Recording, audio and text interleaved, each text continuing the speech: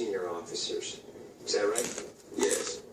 The platoon commander, Lieutenant Jonathan Kendrick, and the executive officer, Lieutenant Colonel Matthew Markinson. Yes. And at present, Colonel Markinson is dead. Is that right? Objection. I'd like to know just what the defense counsel is implying. I'm implying simply that at present, Colonel Markinson is not alive. Surely Colonel Jessup doesn't need to appear in this courtroom to confirm that information. Well, I just wasn't sure if the witness is aware that 2 days ago the colonel took his own life with a .45 caliber pistol. The witness is aware, the court is aware, and now the court members are aware. But we thank you for bringing this to our attention. Move on, Lieutenant. Yes, sir. Colonel, at the time of this meeting, you gave Lieutenant Kendrick an order. Is that right? I told Kendrick to tell his men that Santiago wasn't to be touched. And did you give an order to Colonel Markinson as well? I ordered Markinson to have Santiago transferred off the base immediately. Why?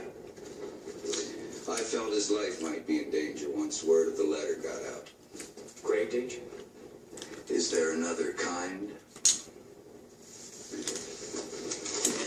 Colonel, we have the transfer order. That you and Colonel Markinson co-signed ordering that Santiago will be on a flight leaving Guantanamo at 6 the next morning. Was that the first flight off the base? The 0600 was the first flight off the base. Colonel, you flew up to Washington early this morning. Is that right? Yes. I noticed you wearing your Class A dress uniform for your appearance in court today. As are you, Lieutenant. Did you wear that uniform on the plane? Please, the court, is this dialogue relevant to anything? The defense didn't have an opportunity to depose this witness, Your Honor. I'd ask the court for a little latitude. A very little latitude. Colonel? I wore utilities on the plane. You brought your dress uniform with you. Yes. Toothbrush, a shaving kit, change of underwear. Your Honor! Is the colonel's underwear a matter of national security? Gentlemen, you better get somewhere fast with this, Lieutenant. Yes, sir. Colonel? I brought a change of clothes and some personal items.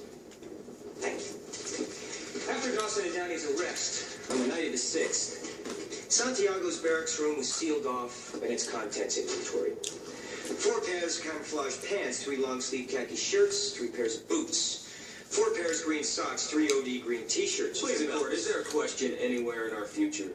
Lieutenant Cathy, I have to ask you to state your question. I'm wondering why Santiago was packed.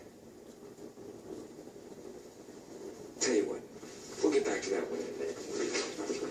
This is a record of all telephone calls made from your base in the past 24 hours. After being subpoenaed to Washington, you made 3 calls and highlighted those calls in yellow.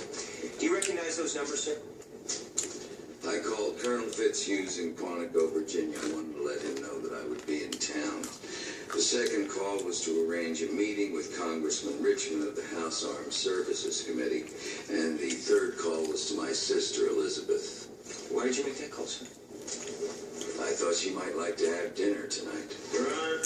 Go stop this. Your Honor, these are telephone records from Gitmo for September 6th. And these are 14 letters that Santiago wrote in 9 months, requesting, in fact, begging for a transfer. Upon hearing the news that he was finally getting his transfer, Santiago was so excited that do you know how many people he called? 0. Nobody. Not one call to his parents saying he was coming home. Not one call to a friend saying, can you pick me up at the airport? He was asleep in his bed at midnight. And according to you, he was getting on a plane in 6 hours. Yet everything he owned was hanging neatly in his closet and folded neatly in his footlocker. You were leaving for 1 day. You packed a bag and made 3 phone calls.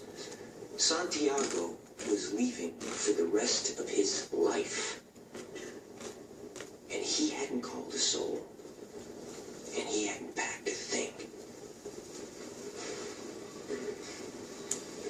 Can you explain that?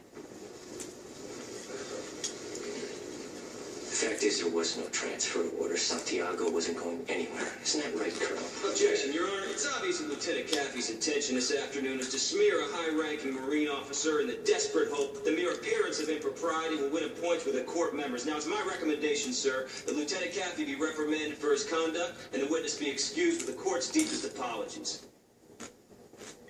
Overruled. Your Honor. The objection is noted. Colonel.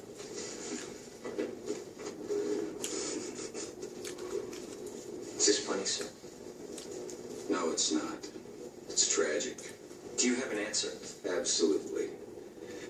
answer is I don't have the first damn clue. Maybe he was an early riser and liked to pack in the morning. And maybe he didn't have any friends. I'm an educated man, but I'm afraid I can't speak intelligently about the travel habits of William Santiago. What I do know is that he was set to leave the base at 0600. Now, are these really the questions that I was called here to answer? Phone calls and footlockers? Please tell me that you have something more, Lieutenant. These two Marines are on trial for their lives. Please tell me that their lawyer hasn't pinned their hopes to a phone bill. Do you have any other questions for me, Counselor?